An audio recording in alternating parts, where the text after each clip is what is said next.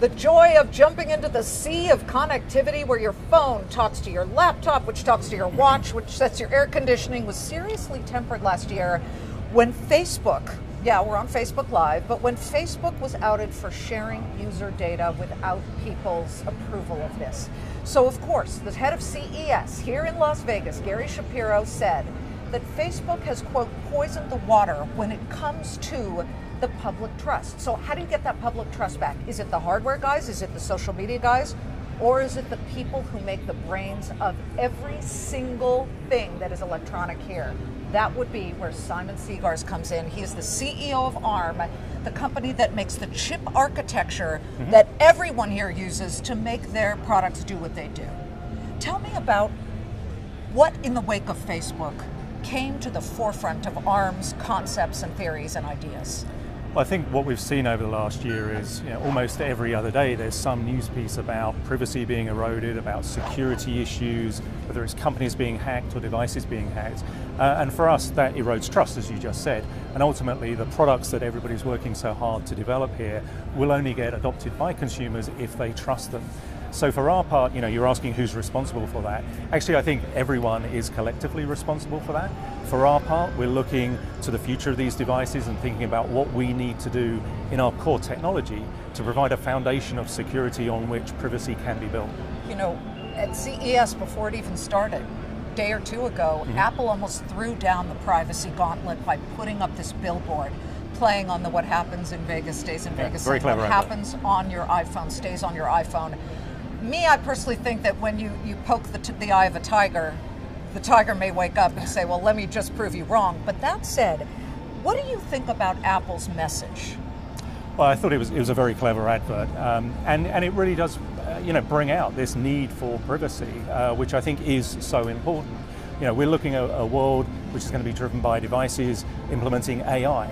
AI is trained by data, and again, for people to trust the devices and get all the benefit that AI is going to bring, we're going to have faith that our privacy is being protected and that data is anonymized as it's used to train these algorithms. I'm not asking you to reveal your trade secrets, but how do you make your chip architecture and your chip designs with that cone of security around it and privacy for people's data and what they're doing on their laptops, on their phones? So it's a never-ending challenge, to be honest. We're looking constantly at how do we keep secrets that need to be stored away and only accessed by one application and only accessed when the user gives permission to it. How do we keep those secrets protected on a chip?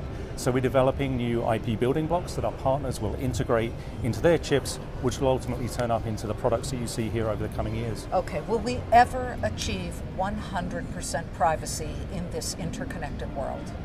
I'd like to think that we can. Clearly, when we think about privacy, and especially when we think about security, which is the foundation of that, it's a never-ending challenge. You've got people trying to hack all the time. Like this time last year, you and I spoke about Spectre Meltdown, which were new security flaws which nobody had thought about before. So it's a never-ending, constantly changing battle. And as technologists, we've got to think about new solutions to this all the time and get ahead of it. I want to get to 5G, this blazingly fast new network ability for phones and downloads, speed everything up. It's almost like there's this panicked race to get to 5G.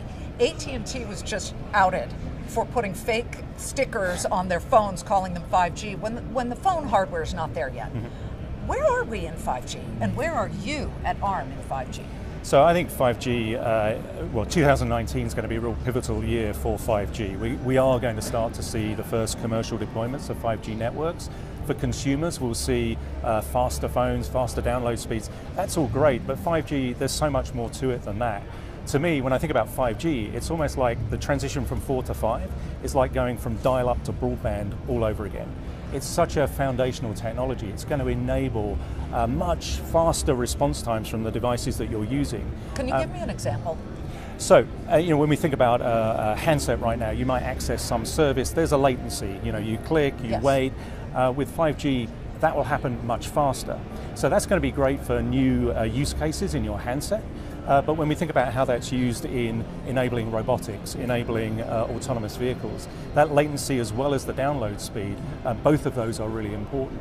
As well as that, in 5G, you've got the ability to connect billions and billions of more devices, and that's going to make IoT a whole lot easier to deploy. Yeah, IoT, for those of you who don't know, is the Internet of Things. Explain how you and ARM see 5G's fullest potential, but golly gee whiz, what you envision that this will eventually be able to do. Well, it's going to make it easier to connect things, and that's going to mean lots more connected things. We forecast 1 trillion connected devices by 2035. Wow. That is a lot of things. Now, let's be clear. We, as in ARM, you say your chip designs will be in 1 trillion different types of devices by 2013. Yeah, I mean, our partners are shipping, order 5 billion per quarter of ARM-based devices. These are going into connected things which are going to create the data that trains these AI algorithms. That's going to be self-reinforcing. We're going to see more and more applications for this as the years go by. I want to get to China. ARM has a Chinese subsidiary. Just to back up, it was SoftBank that bought, I believe, ARM in 2016 for what, 31 billion. They just sold 51% of ARM China for what some say was a bargain price to a group of Chinese investors. How much of that has to do with the US-China trade war right now, making things difficult for chip makers? I mean, the creation of our JV in China had nothing to do with the trade war that's going on. We started thinking about this years ago, in fact, years before ARM was acquired by SoftBank. So we've been thinking about the evolution of the tech industry in China, the best way for us to serve that. And so we set up this joint venture so that we can access new markets as they evolve in China with the right team on the ground, working with the right companies with the right partnership model. Are you worried about IP theft or borrowing of all that you and your team, who started so many years ago in a barn in the United Kingdom, might be stolen?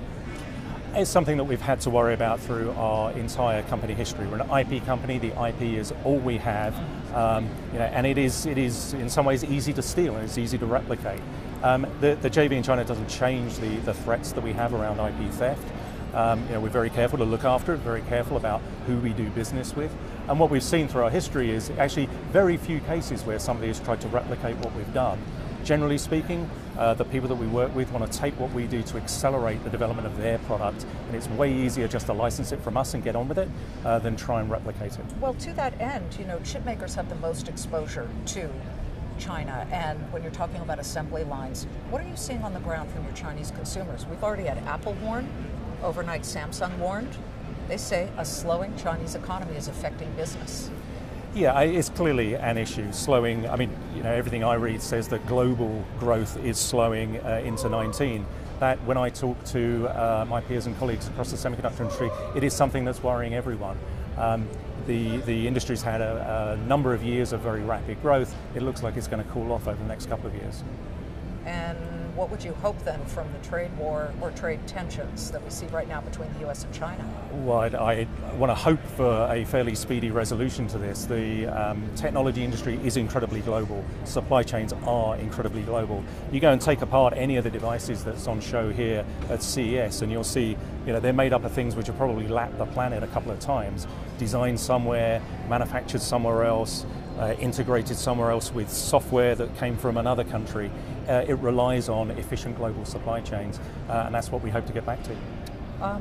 Again, you started in Britain many years ago in a barn, and now you are global. Next week, we start to see Brexit negotiations start back up again. Yep. This is a huge question mark. Some people call it scare tactics to say that if you have a no-deal, clear-cut Brexit, then the world's going to end, almost like Y2K, which never happened. But others say it'll be fine. Where do you stand? What do you think will happen here? Well, it's hard to say exactly what's going to happen. I mean, I'm hoping for a smooth transition. I'm definitely not a fan of a hard Brexit.